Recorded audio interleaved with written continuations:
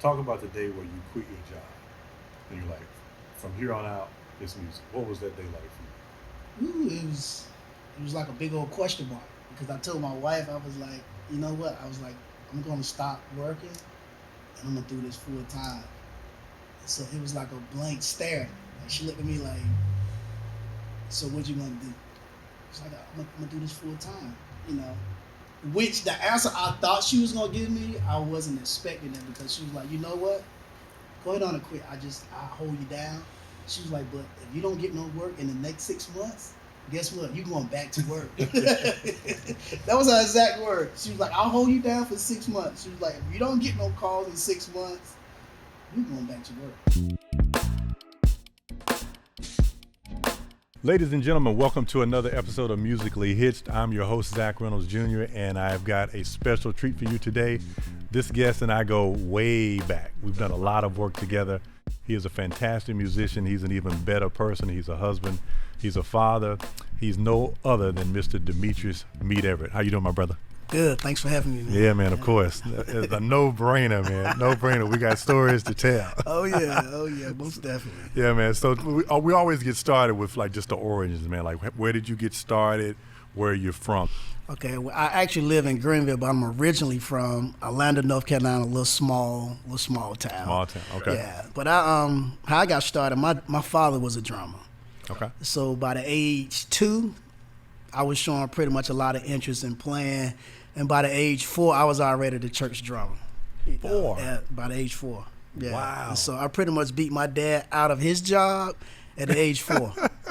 At age 4, yeah. So your dad is out of a job. Out of a job, yeah. Started traveling around 6 and 7. I started traveling, with the church, and my career really began from there. Mm-hmm. At the age 7, I started traveling. Yeah. Okay. So when we've talked about several guests have, it's hard to find some people these days, particularly if they were reared in the South, that would not say that they had a start in church, right? Mm-hmm. So it's not everybody's story, but it's a common theme, particularly in the Bible Belt. Exactly. So that's your first opportunity to play publicly, I'm assuming, in church. So were you learning at home? Were you practicing at the church? When did you actually play? It was kind of hard because I didn't get my first drum set till I was 16. Really? Really. So I couldn't get to the church to practice. So I ended up practicing like on books, pots, pans, pillars, so it really taught me how to be able to, sit down in any type of situation and just play. So what was the conversation like, or what has your dad told you over the years? Because I'm sure you've asked this question, like, Dad, how did you know I was ready? What has he said to you that let you know that you were ready to do that at 4? Matter of fact, my dad said when I was 1, he said every time a song would come on, he would notice that I would actually be on the tempo. I would be on the beat. Rhythm. On the rhythm, So yeah. you'd be locked. I would be locked. He said he'll put a pair of sticks in my hand. He said I'm actually playing to the song. He said he knew right then that I was going to be a drummer. Mm-hmm.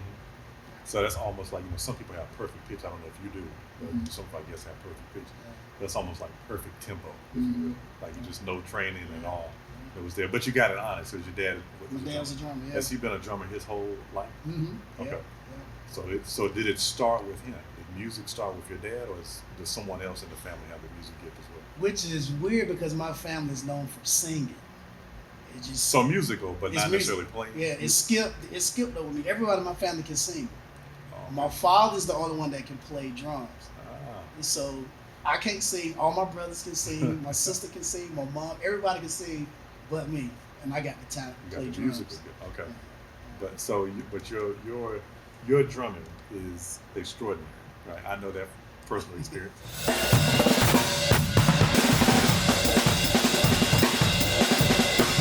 So I imagine if your siblings sing the way you play drums, you guys were a pretty talented family, not to be messed with, right? Well, that's awesome. So when did it become, I'm going to be a professional drummer? All right, so we ended up moving, me and my wife, we moved to, because I got married early. So in the process, already I got married. So I had just moved to Greenville. Ty Tribbett was coming to Greenville to do a concert.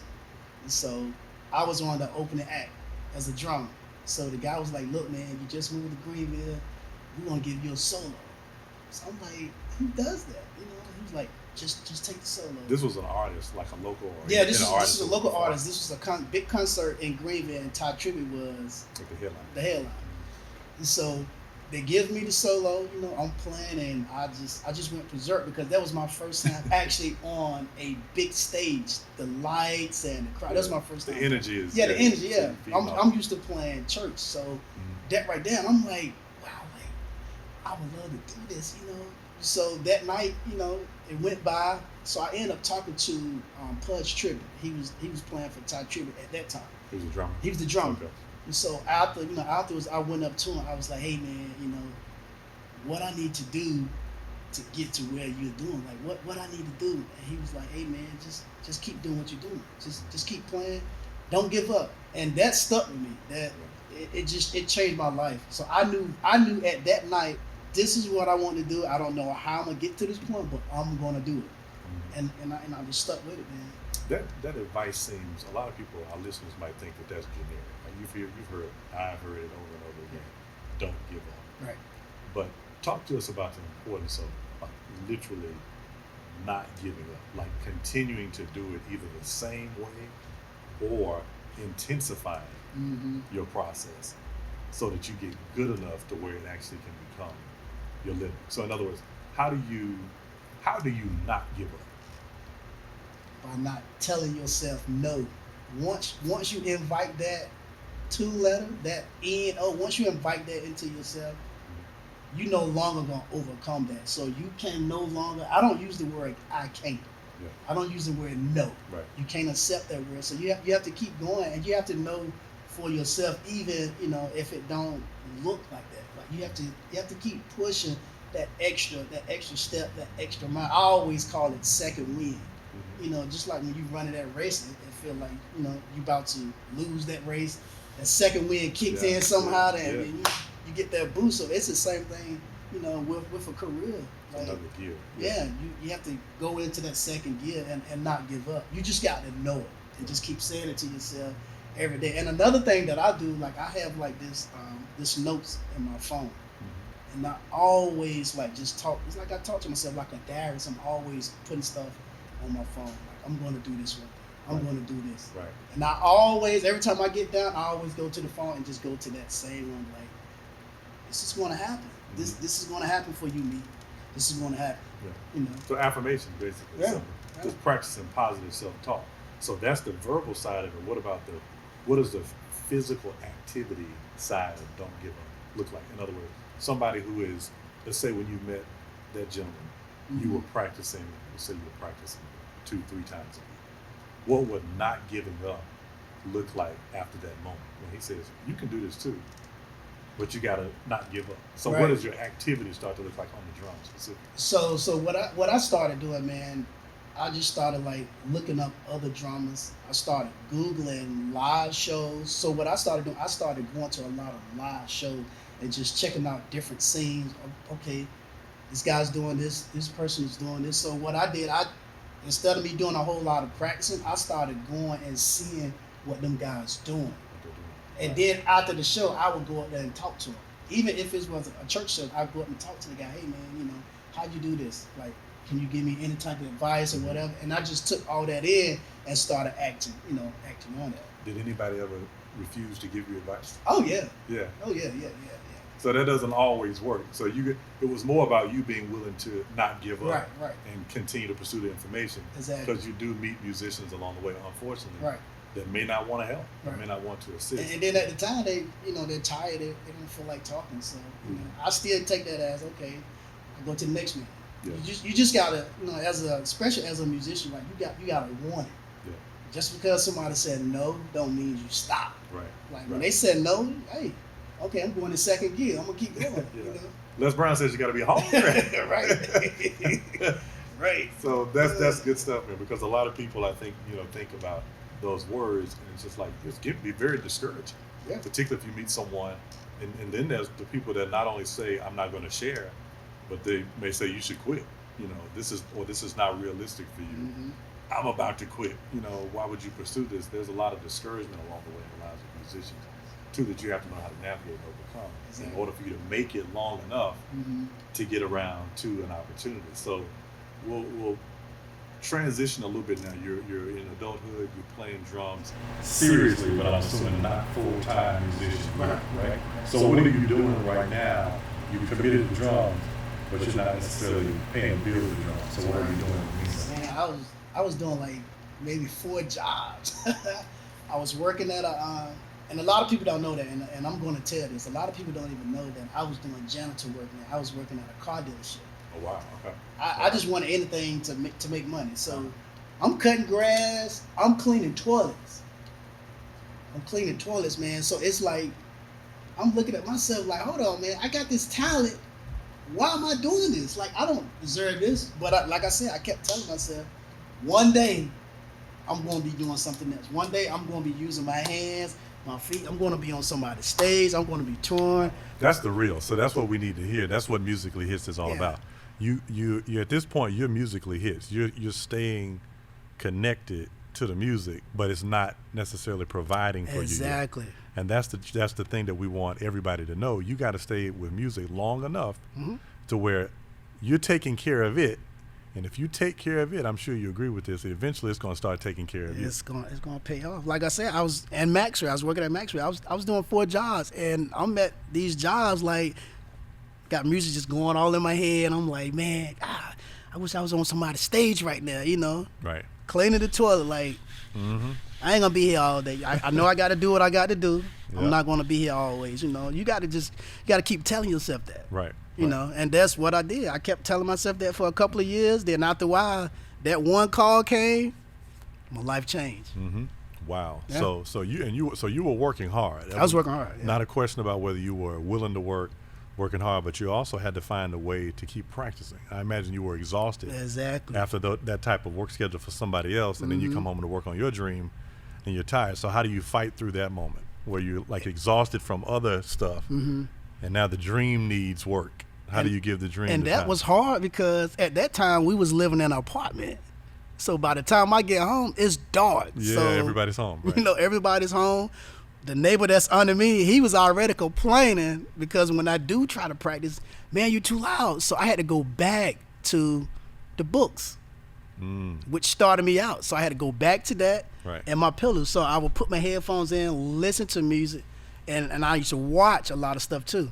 So, but to me, audio is the best thing. I didn't want to watch and see what was going on. I wanted to like listen. Hear it. So I would listen, you know, pull my books out, playing on the pillow. In due time, I knew, you know, I would be able to have a house or have a studio. But at that time, I had to do what I had to do. Were you still playing in church at this time? Was that I'm still playing at church. Still playing at church. So are you getting paid at your church? And at this getting time? paid at the church, Okay. but not much. Right. But I was getting paid. Okay, so if you remember your first check, you don't have to say who it was, but how much was your first check? When I was playing at my church, it was like, we're not going to pay you, you know, not going to pay you right now. You know, you're a child, you grew up in this church, so I didn't start getting paid at my church until I was grown. Okay. You know, That was just like a rule that they had. So yeah, which I mean, you know how you grew up in the church. It's like, we're not going to pay you. You've been playing since you was 4. You know, so my first check was like $25. I was grown then. wow. You know, so I was at that time. I was faithful. You know, and I didn't ask for money. But once I got married, you know, my other half was like, hey, you know, we got bills. You know, Yeah. are they gonna pay you? You real good, you know. You know, I'm like, nah, you know, I'm gonna just stay faithful. You know, God'll make the way for me one day. You know. So your wife is also becoming instrumental at this point. Exactly. She's encouraging the gift, and also encouraging the business side of it. Exactly. That there are people that play like you play that get paid full time. Exactly. Or get paid enough to where they don't have to hold down other jobs. Right. You shouldn't take that amount. Right. Get paid, but don't accept less. Right? Right. So at that point, when did it click for you that I've got to not only take my wife's advice, take my own advice about not giving up? When did it click that I can make a living from it? How did you transition from multiple jobs, $25 on a Sunday, to, okay, I think I can quit these jobs I now. think drums. it all just clicked when I did my very first gig, which I went down in flames. I would never forget that moment. It was with this jazz artist Marcus Johnson out of DC. Yeah, okay. You know, okay. yeah, we was in Fayetteville. I got the call for that. I bombed that, but the good thing I like about that is after the show, he pulled me to the side and just told me, okay, this is what you need to work on. This is what you need to work on. You know, we still gonna pay you, even though you didn't do that well.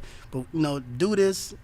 Listen to this guy, and then everything is gonna work out. So when I got that check, man, it was like, wow, I could really make this much playing the drums. Mm-hmm. And so it clicked like, okay, I really need to buckle down, learn what I need to learn, do what I need to do so I can make this every week, or make this in a day, 2 days, and just let it just go from there. Mm-hmm. Are you ready to take your entertainment career to the next level? Contact us today at info@moreentertainment.com to schedule your personal consultation or music business coaching session. Yeah, so in other words, now, I'm not sure, did you lose that gig? Was that like your last gig? The artist paid you, but did he call you back? Yeah, he called me back. I was filling in at that time, so they had to put a band together. Mm-hmm. You know, Okay. So he told me what I need to work on. I worked on that, and so he said, the next time I see you, you better be a whole different player. Right. So I'm continually amazed at how many guests have had a major failure, and so if it's not for people sharing, you know, some people think great drummers, great guitarists, great singers, whatever, have always been great, from 4 right to 44. They've never had a bad gig. They've never went down in flames. Yeah, I was ready to go. I was ready to go home, man. Nobody's ever, ate your lunch and read you your rights and Right. sent you home. We've had a lot of guests that's like, I blew it, man. Yeah. And you thought, at least in your mind, for you it was like, man, I screwed up. It's over. Oh, I knew it. Like the whole show, while we was playing, I'm looking at my watch like, That's a okay. horrible feeling too. And I'm like, I'm ready to go home. Like, Yeah. and I'm looking around at the band like, I want to go home. Yeah. Because it was an uncomfortable feeling. I Yes. wasn't used to that, and what happened was, all I knew was church. And so the guys told me, they said, hey man, learn the music, but Mark is gonna turn his music. So I'm like, I know this stuff, I'm good. Yeah. So we get in sound check, and he was like, hey, for this song here, he said, you playing it right. He said, but give me an Erykah Badu type of feel. I don't know who Erykah Badu is at that time, so I'm just playing the same church way. So he turns around like, no, Erykah Badu. Never got it right. So go to the next song. He was like, okay, for this song here, give me like some smooth neo and swinging on the ride. I'm completely lost because I don't know nothing about that. Right. So when we get in, after sound check, he put me to the side and was like, hey man, calm down. I'm sweating hard like I already just did the gig. Mm-hmm. He said, just calm down, man, you're gonna be okay. When we get to the show, the start of the show, he flipped everything again. So I'm back there like, I just want to go home. This is that same gig. This is the same gig, and the way Marcus Johnson plays, he's in front. Yeah. So the whole show he did this, just turning around on me like, what are you doing? The band looking at me, and I'm just like, man, I just want to go home. Like this ain't for me. It made me check myself. Like, I don't think I'm ready for this. Right, and that's a pivotal moment because some people, Right. in that moment, some people would decide to give up. Exactly. They would say, it's not for me. I'm not cut out for this. And look at how bad I feel right now, or how bad Exactly. I'm doing in this Yeah. moment, which is reality. And they hang it up. Yeah. And so I can imagine the pressure that you were feeling in that yeah. moment where it's Oh, just, yeah. and there's no, he didn't sing anything. He talked to the crowd a few times, but it's a musical conversation Exactly. for about 2 hours. You know what I'm saying? And that was my first gig. Wow. My first gig was like a major big gig. So I was pretty much out of my lane. Yeah. So what would you say to musicians who, like you, have gotten their start in the church? Maybe there's someone still playing in church right now, or they just haven't gotten their first major commercial opportunity, right, outside of the church environment or whatever their current environment is. What do they need to know about moving from one genre to the other? I would say listen to all genres of music, even while you're at church. At a lot of churches they'll be like, you don't need to listen to that. That's the devil's music. Because that was told to me. Right. You don't need to listen to that. That's the devil's music. But it got me. I mean, it got me. I paid for it because I didn't know that genre of music. Right. So I would just say, learn it. You don't have to like learn the lyrics or whatever, but learn the form of, learn the art of it. Learn how to play different styles, of music. Right. I say this all the time to people asking about the difference between sacred and secular. That's going to be that's always going to be a battle to the end of time. But God created music, right? And there's no such thing as an unholy A flat. Right. An A flat is an A flat. Right. So you've got to learn it regardless of what genre you're playing, and there's really only one way to play it. It's got 3 notes.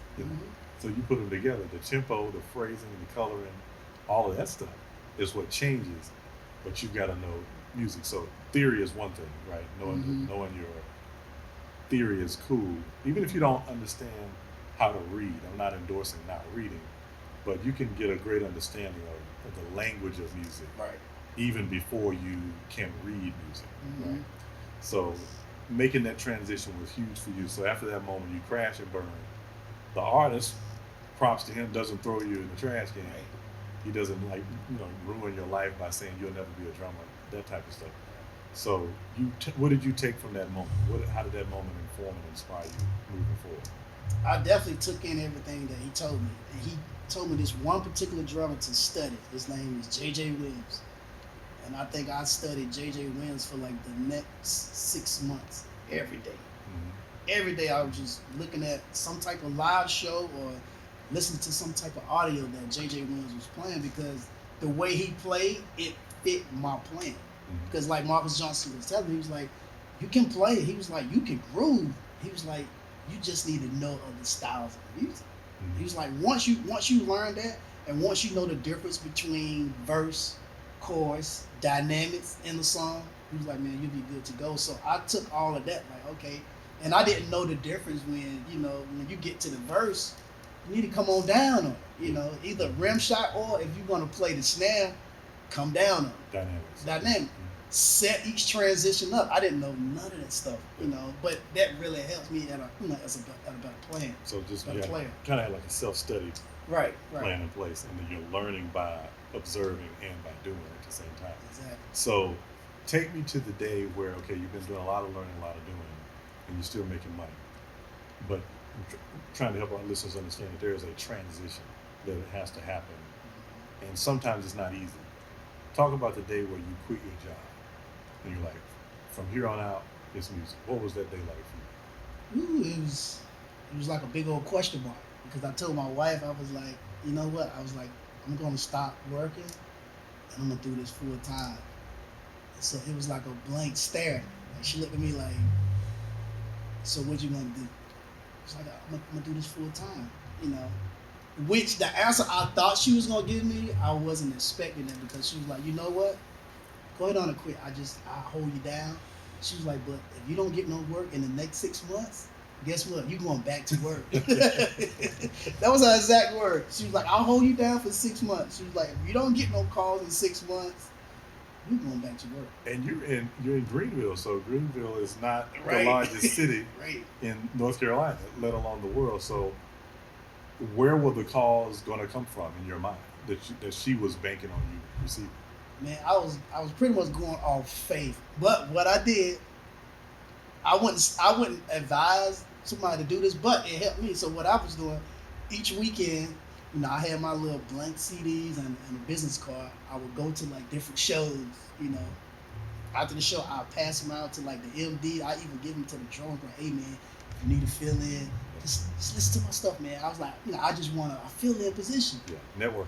Yeah, network. Yeah. So some guys, they took it, and some guys, they look like get out of here, you cornball.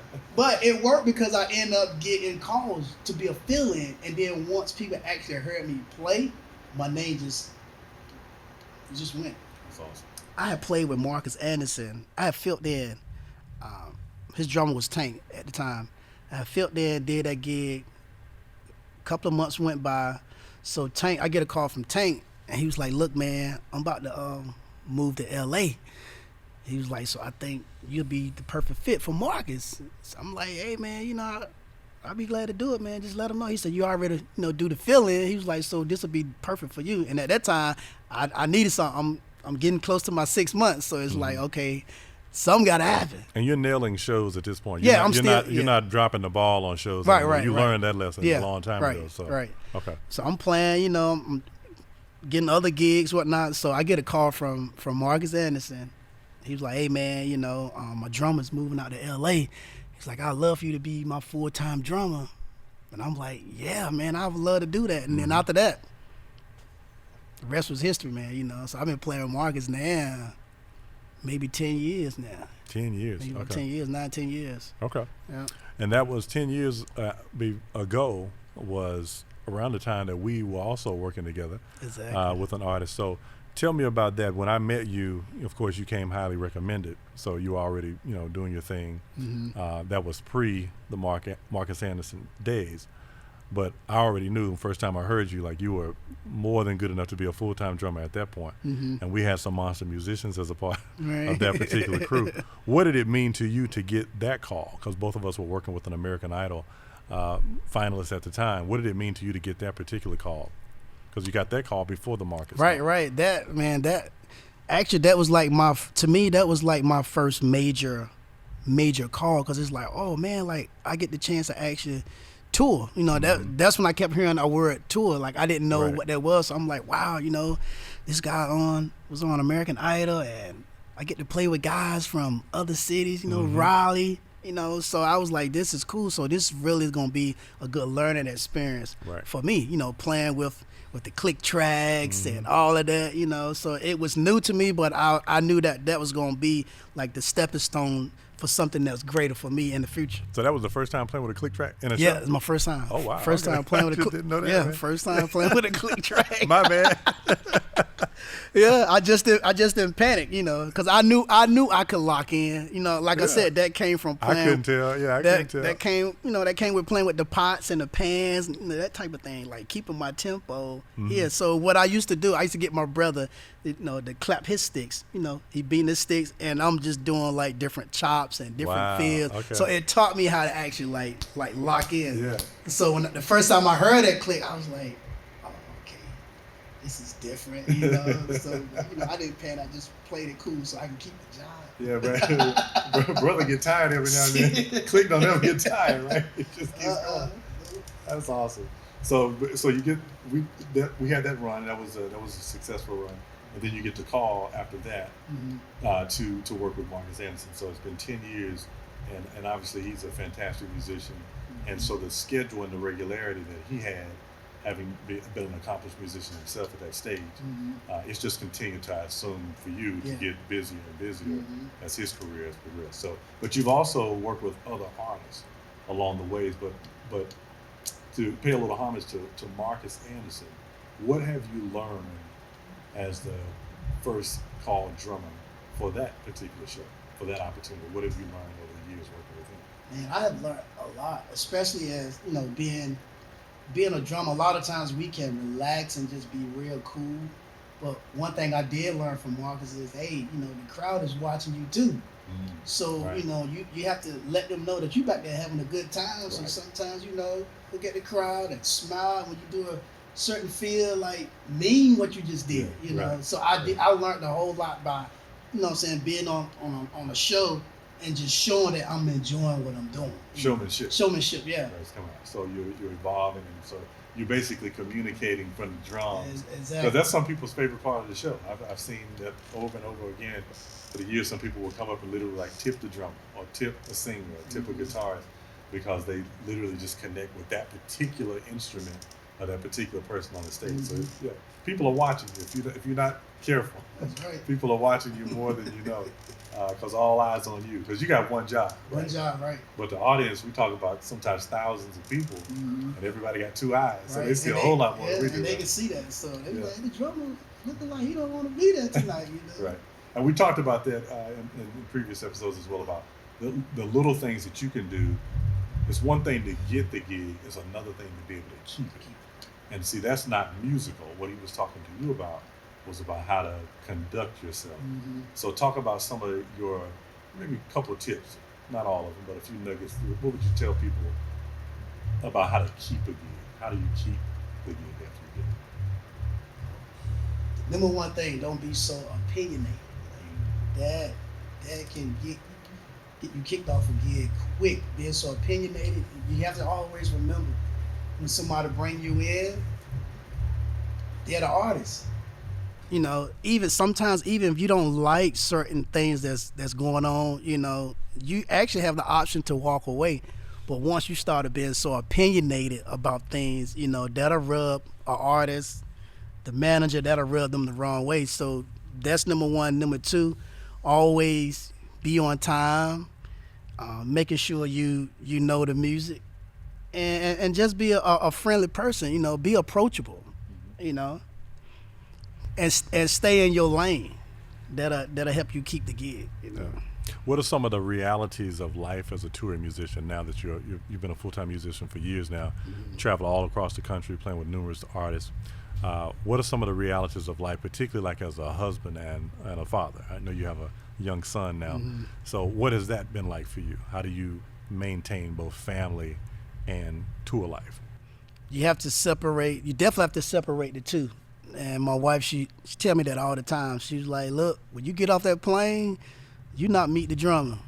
When you get off that plane, you husband meet. You take out the trash, you cut the grass type meet, you know. So you have to separate the two and know, you know, and I know that when I get home, I already know, you know, I'm a handyman, I'm a husband, you know, I'm a father, so I have to do those things and not act like, hey, you got to cater to me. I just got off the plane, I'm tired. And, you know, she's tired too because, you know, she got to cook.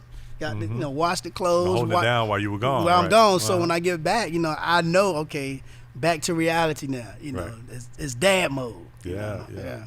So that's a big responsibility, and a lot of people feel like, you know, when you become a husband, or you become a wife, or you become a dad, a mom, you may need to just put your music to the side. So you have found a way to be committed, both on the husband side as well as on the dad side, and be committed to the music. So you're musically hitched, but you're hitched in other ways. Right. And so in each one of those things pulls on you in a unique way. And none of them are the same. Your wife is not the same as the drums, and your son is not the same as your wife. Yeah. So it does require you to be multifaceted. Would you agree? Yeah, I definitely agree. And it takes a lot, you know, because a lot of times, like I said, like we have to learn as a musician, we have to learn so much music, and sometimes it can be mentally draining. And if you're not careful, you can really treat your spouse or your child, you can be uptight because I got to learn all this music. I don't feel like being bothered. Right. But you have to know, like you have to separate the two. So what I do is, at times when I know they sleep, that's the best time for me to learn the music. Right. Early in the morning, 2, 3, I know they.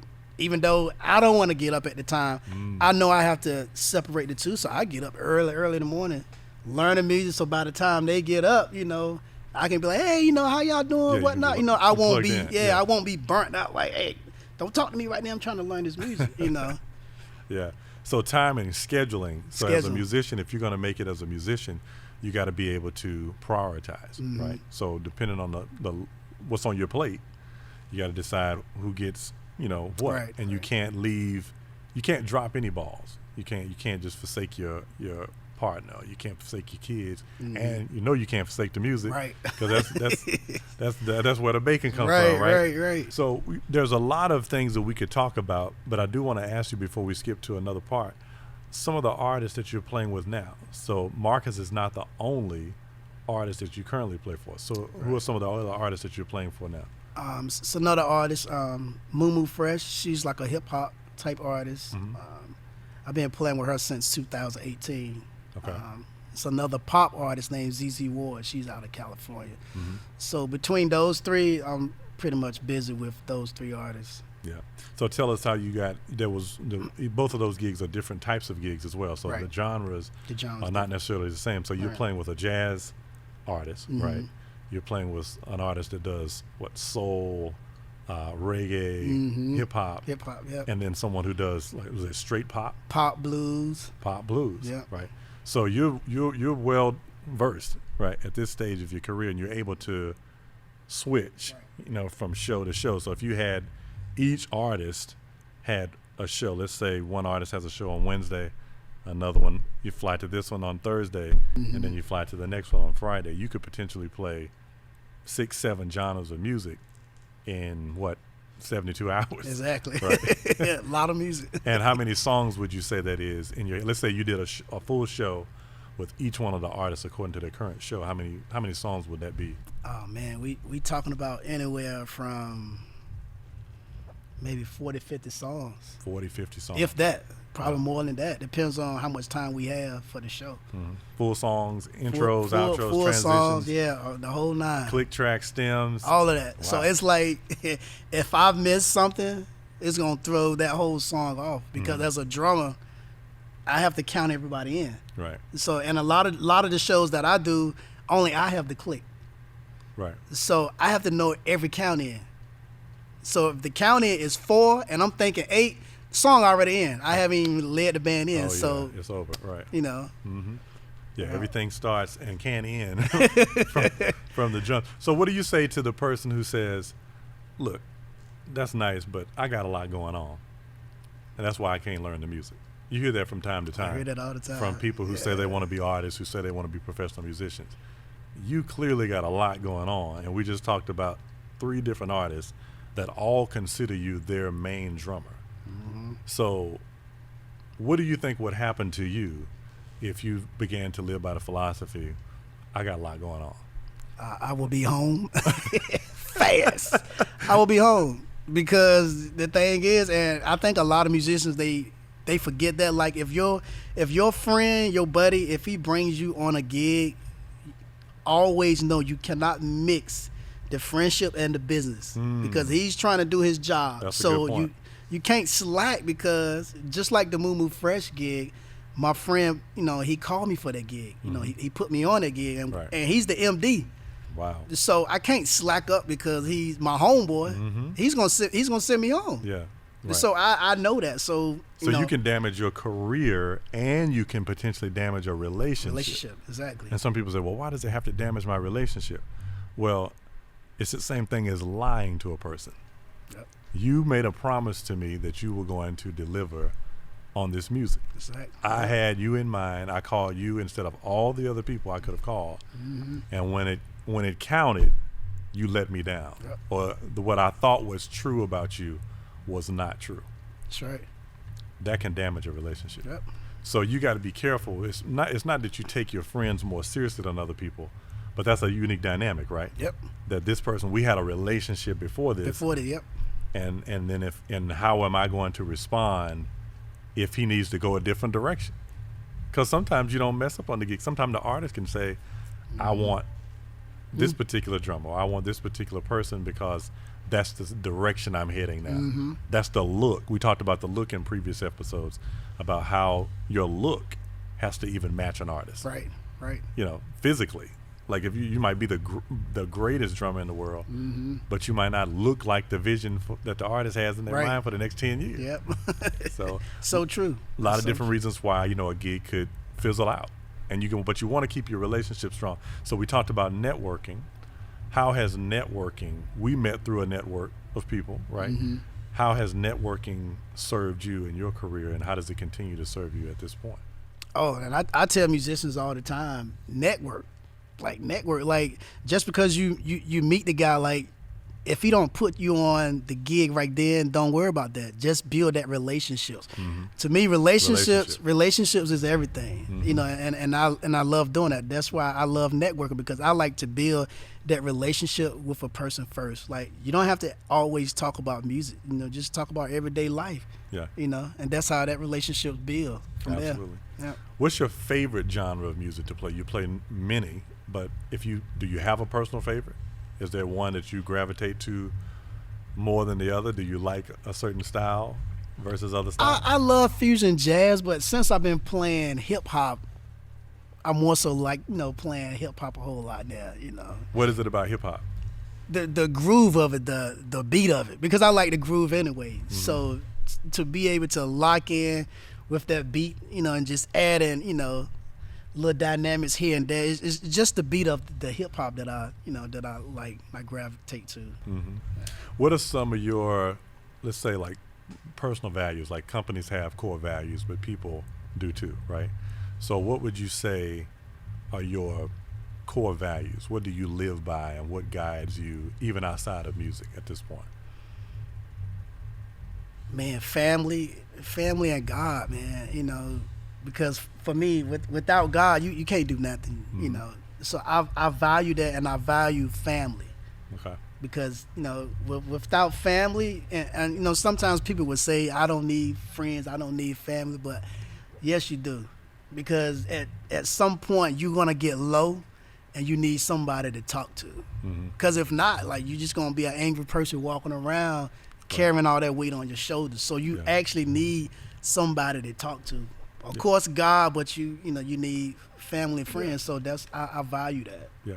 And the music business is a lonely business. You spend a lot of time alone, right? And even when you're on tour, you can be on a tour bus and still feel like you're alone. You know, there is a such thing as what we call the musical family, or our band family, my band brothers, my band sisters. But everybody needs their own space as well, right? But when your loved ones are on the other side of the country, and your band brothers and sisters also don't want to be bothered right now, that's you by yourself. So in those moments, where do you find strength? Where do you find the ability to, okay, I'm not going to quit, but I'm also not in my sweet spot all the time. So how do you find peace in those moments? I talk to myself a lot. So to me, you know, that really gets me by. You know, when I'm at that point, you know, I talk to God sometimes. You know, he don't talk back, but I know within is some type of, you know, force that's holding me, you know, giving me that peace, you know. So to me, that holds me together, man, you know. Powerful stuff. So you have some independent music that you've created on your own. You are not just a drummer, but you are a producer, a songwriter, you know, a creator. So talk to us about your project. What's the name of it? Where can people find it? Okay. Let's go back to 2013 when I got ready to put out my first album. Okay. I got ready to put that out, and, you know, I thought I was doing something. I did like 13 songs. 13 songs, and I took it to the engineer, and he was like, he listened to it, he was like, I can't put my name on that. Oh, like, wow. He was like, you hear this? And I'm like, no, this is what I want to do. He was like, no. He said, I can't allow you to put this out. He was like, now I could send your music to the next guy, and they'll get your money. He was like, but take it from me, this is not ready. Wow. You don't need to put this out. And so I waited. And so what he did, he was like, you need to get around some better producers, get around some better musicians, you know, other artists that's actually have music out, and learn from them. And that's what I did. So 2017, I put out my first album, Life. Nice. Yeah. What was that engineer's first name? You don't have to say his last name, but Jeff. I said Jeff Grimes. We laugh about it now anyway. Jeff Grimes. Grimes. Yep. Jeff Grimes did you a favor. Yeah. And sometimes that's hard to take, right? It's hard to swallow. Yeah. But we should appreciate honesty. Yeah. We don't have, you know, a lot of people in our circles all the time that will be blunt, as he was in that moment, and say, this is the truth. Would you say that more independent artists need someone like a Jeff in their corner that they can trust, and if it's trash, they're going to say, take out the trash? Oh, yes, most definitely. Wow. Yep. Wow. So that was pivotal, because that made, I'm assuming, your second project, which is kind of your first, yeah, right, was much better. Much better. Was he also involved? Did you get any feedback from him? He wasn't involved, you know, at that time, because it was a hurricane, so he lost everything. So when I got ready to go to him, he was like, man, you know, I don't have my studio anymore. So between 2013 2017, I actually built relationships with other musicians, right, you know, other engineers. So I was able to grab the guys that I want to put on the album and end up recording, you know, at another studio. That's great. That's great. So you finished that project, and how many songs on this project? It's 13 songs on this one. Okay, and remind us of the title again for those listening. The title of it is Life, called Life. Life. Okay. And they can find it on Apple Music. It's on all digital outlets, or you can go to my website, www.meetthedrummer.net. That's MEATDADRUMMER.net. You heard it here. So What advice would you give, in closing, what advice would you give to a young boy, young girl, or anyone who may just be starting out either on drums or just their musical journey? What advice would you give to someone who wants to become the Demetrice Everett of tomorrow? I would say like never give up. You know, it's gonna be hard. Like I can tell you, it's not gonna be easy. It's gonna be hard. So never give up. Have a plan A, have a plan B, and just never, defeat yourself. Like always know you can do it. Always know you can do it. Even if you have to do like I did, put it on your phone, put it in your notes. And just keep going to that and saying, I can do this. I can do this. So if you keep telling yourself that enough, it's going to happen. It's going to happen. You just can't give up on it. Don't give up. Don't give it up. Don't give up. My brother, it's been a pleasure, honor. Thank you for coming and joining us, taking time out of your busy schedule. Super busy guy. Great musician, great dad, great husband, just great all-around guy. I appreciate our relationship over the years and how we're still connected. And I appreciate what you did for the guest today. That's going to go a long, long ways. And I'm looking forward to hearing from people saying, hey, I took that advice. I refuse to give up. And look at me now. I'll make sure to share it with you. Thanks for having me. Yeah, absolutely. Thank you, ladies and gentlemen, for joining us again. This has been another fantastic episode of Musically Hitched. I'm your host, Zach Reynolds Jr. We'll see you next time again. Supporting this podcast is easy. Just hit the subscribe button. See you on the next episode.